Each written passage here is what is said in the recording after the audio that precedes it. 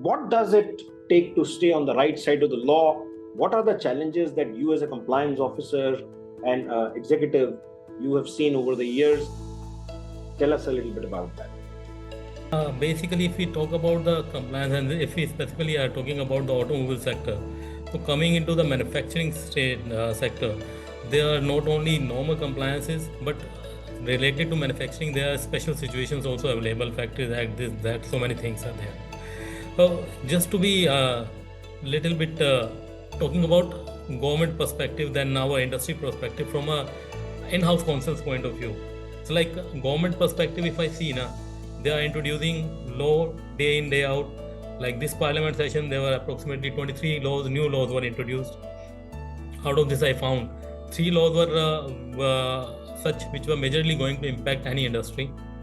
And if I give an example, within those 3 laws, like one that this Jan Vishwas Amendment Act, and then data privacy, digital data protection, digital personal data protection act, and then CGST.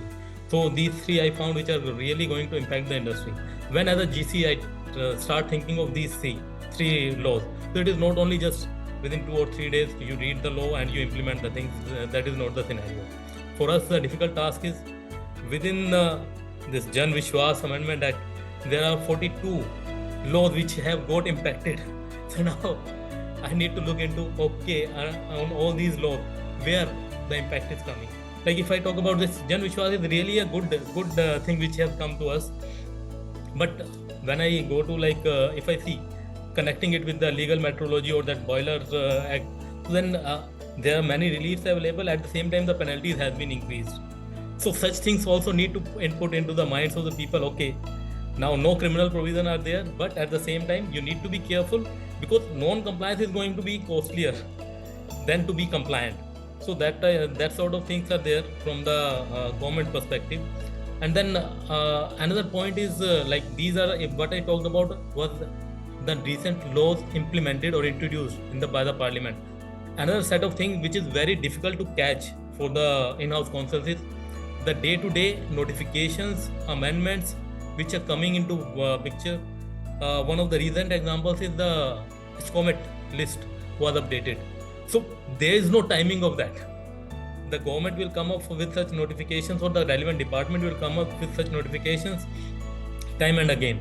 So to track all those things is one of the biggest challenge.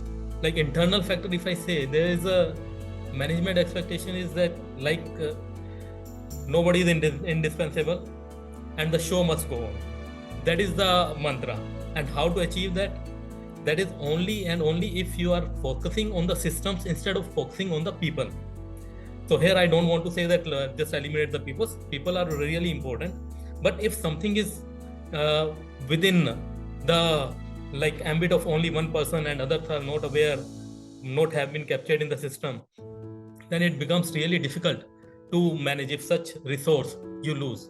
So here I would like to share one of the examples, like maybe around 12-13 years back, what happened, one of our senior members who was heading the HR function in one of our group companies, he left the organization. And at that time, because all compliances were taken care by that person and everything was managed by him, there are monthly returns, quarterly returns, annual returns. So to have one complete circle, you need one person who should be with such person for the entire year and look and all his activities for the 1 year.